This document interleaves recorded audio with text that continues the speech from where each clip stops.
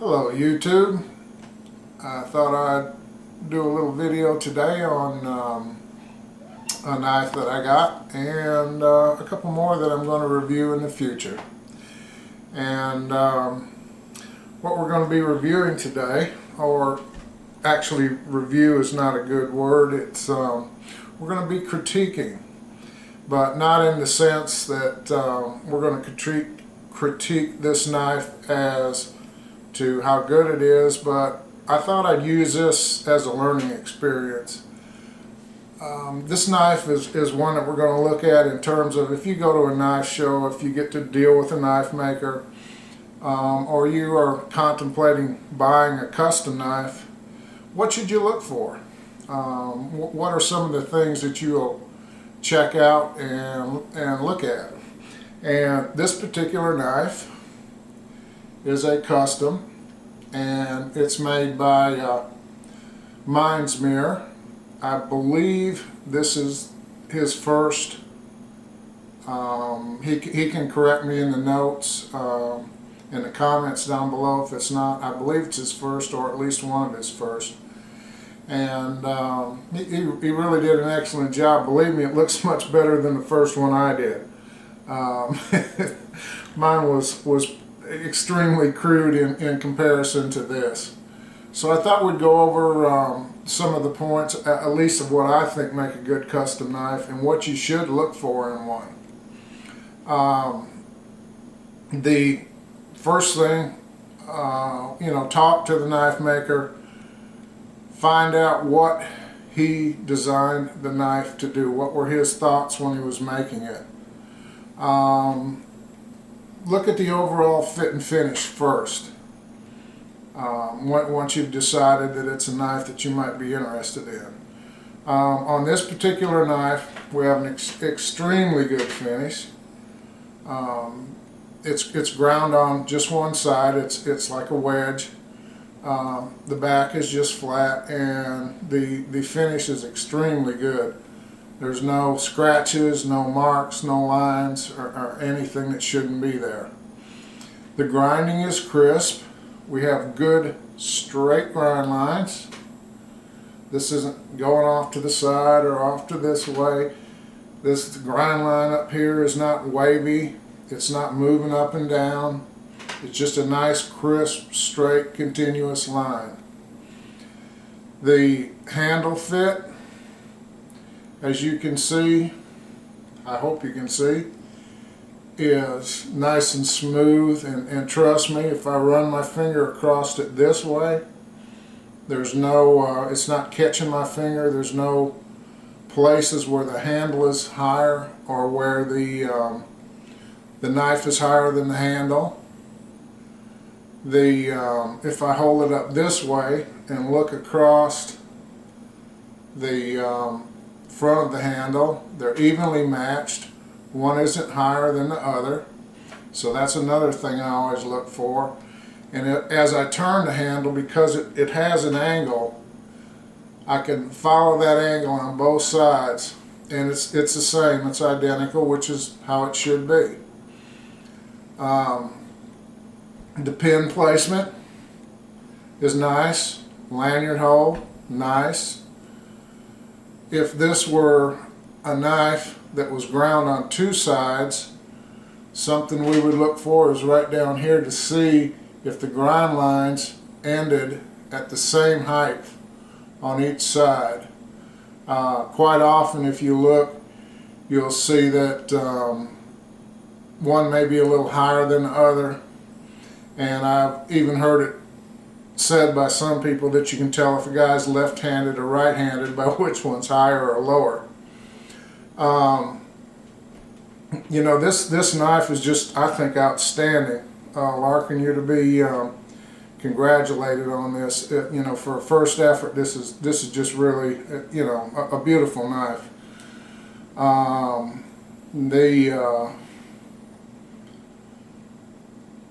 As an exercise, just in grinding, the shape and everything, I really can't find any faults with this knife at all.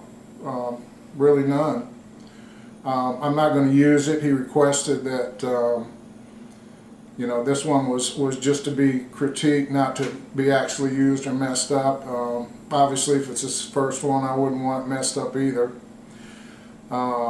So I will certainly not take it out. We won't be chopping with it or doing any destructive tests at all. On folders, there's a couple more items that we want to look for, and I've got just a little Enzo folder that I got from Brisa. I've been carrying these knives. I've got two of these with different handles. I've been carrying these for quite a while now, and I really like them. They're kind of unique in that they are Scandi ground, and I don't see a lot of folders that are, and it for a folder it really makes a lot of sense. I have really gotten sold on I like the grind better on a folder on a smaller blade actually than I do on a large one. It just seems to really work on this size knife. So what else will we look for on a folder? We're going to look for the the lock mechanism itself. It doesn't matter whether it's a liner lock like this one, a back lock. Does it function properly?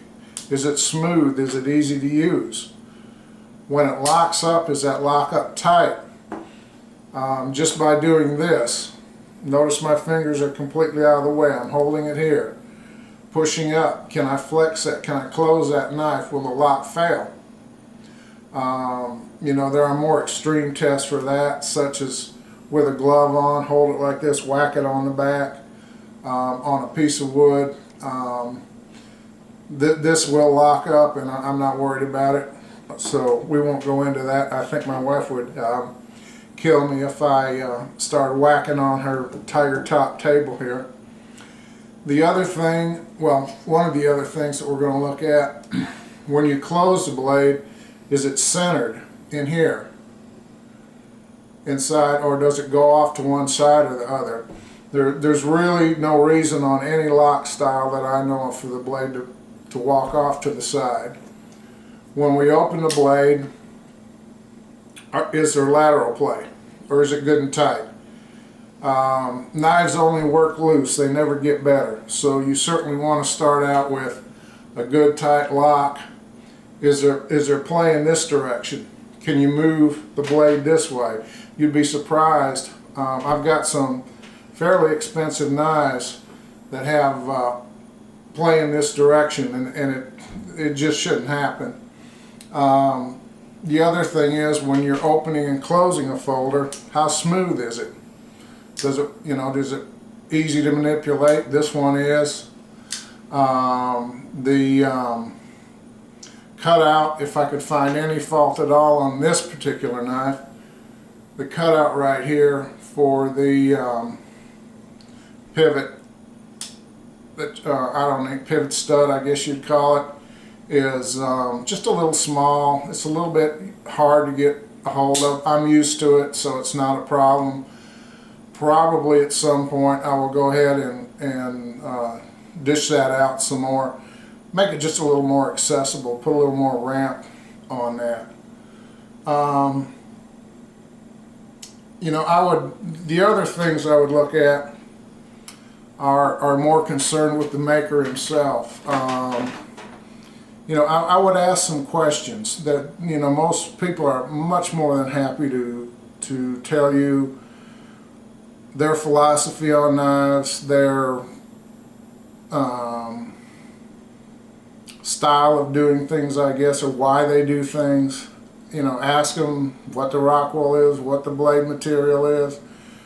Ask them why they chose that. It's a good thing to educate yourself on the various steels. You know, how should they be quenched? How should they be treated? Some steels almost, if you look at the spec charts for them, which is a great thing to get information on steels, you will see that they pretty much demand a sub-zero quench. or a certain draw time, or a certain temperature. And so these are all things you want to ask, because just because the knife looks good, you've got to make sure that it's going to perform whatever task you have in mind for it. Is it Rockwell that, maybe you think it's a little bit too hard? Or, conversely, if you're going to use a knife just as a slicer, just for cutting, maybe it's a little soft. Maybe you want something that will hold an edge a little more. All questions that you need to think about when you look at a new knife. I have a couple other knives here, and one of them that I have that I'll be doing a separate video on is the pass-around knife. This one, Mindsmere, Larkin also sent me, and I saw one fault with this knife just immediately the second I put it in my hand, and that was that I was going to have to send it back. So it just fit my hand like Kylie Harris had made it for me. This is one of Kylie's knives and stuff, as you know him.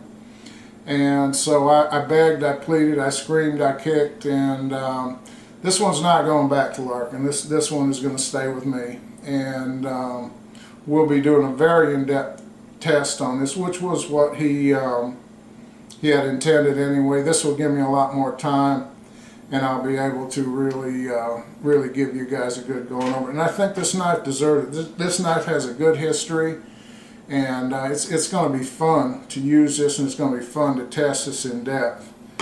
The other one that I have is this big guy, and we'll wrap up with him. This is the Forester B, which you probably saw Kylie test not long ago, and you may notice that it's been blued. And Kylie asked me, said, "Can you blue D2?" And I said, "Well, yeah, here it is." And actually, it's D2 is not a true stainless, and I simply cold blue these. And I want to say that when you cold blue these knives, no matter how careful you are, it's not going to look like a Colt firearm. This is for function. This is a knife I'm going to use in the woods, on the farm, places like that. So, this is a working blue, and we'll be doing an in-depth test of this knife. So I hope that will give you a few insights, things to look for, things to check out. And Larkin, you did just an excellent job on that knife. It's gorgeous, and I'll be sending that back to you in tomorrow's mail. And I will be talking to you folks again. Take it easy, and we'll talk to you later.